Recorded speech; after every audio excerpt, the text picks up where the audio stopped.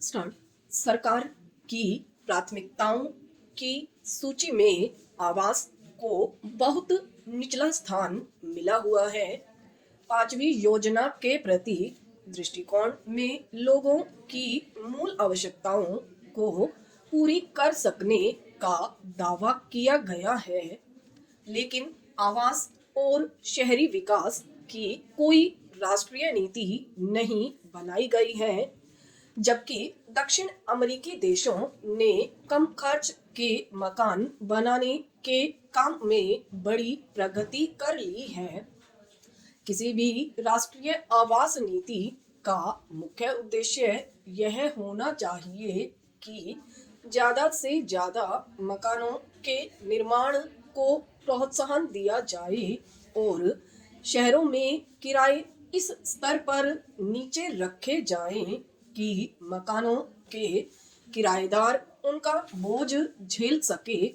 लेकिन लगता है कि अब तक केवल ध्यान इस बात पर दिया गया है कि शहरी जमीन और संपत्ति की कीमतों में तथाकथित अनर्जित वृद्धि को किस प्रकार बटोरा जाए और जो व्यक्ति या संस्थाएं आवास के क्षेत्र में कुछ पहल या उद्यम दिखाते हैं, उनके रास्ते में किस प्रकार ज्यादा से ज्यादा अड़चनें डाली जाएं।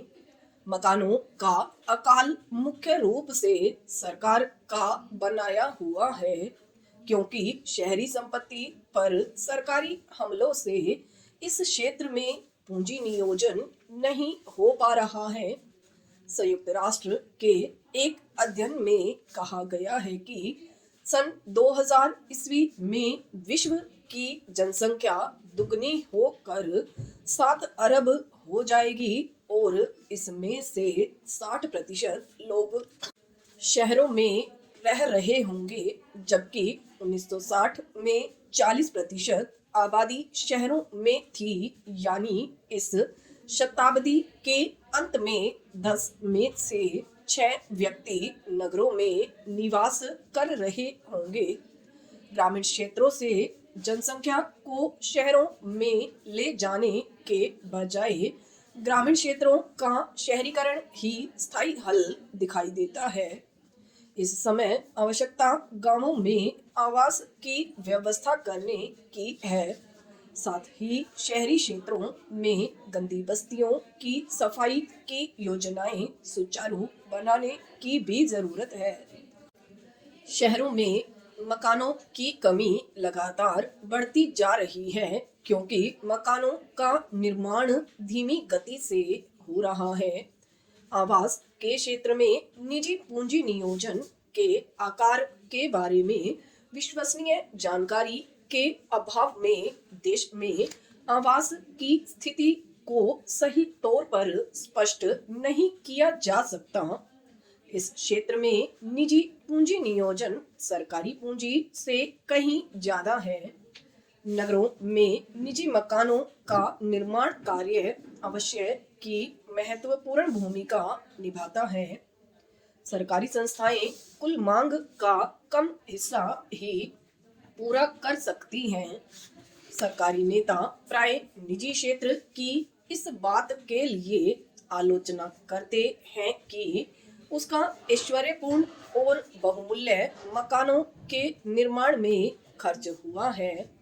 यह सभी चाहते हैं कि इमारती सामान और धन का प्रयोग लाखों सादे मकान बनाने में किया जाना चाहिए, किंतु इस बारे में कुछ विश्वसनीय आंकड़े इकट्ठा करना जरूरी है कि निजी क्षेत्र का ऐश्वर्यपूर्ण मकानों के निर्माण में कितना धन और इमारती सामान लगा है, जिसे प्रस्तावित प्रतिबंधों से बचाकर आम जनता के लिए आवास उपलब्ध कराने में लगाया जा सकता था।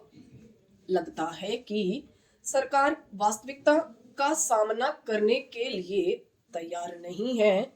यह सर्वमान्य तथ्य है कि चाहे गरीब हो अथवा अमीर, प्रत्येक को बनाए रखने के लिए आवास, भोजन, वस्त्र की आवश्यकता होती है।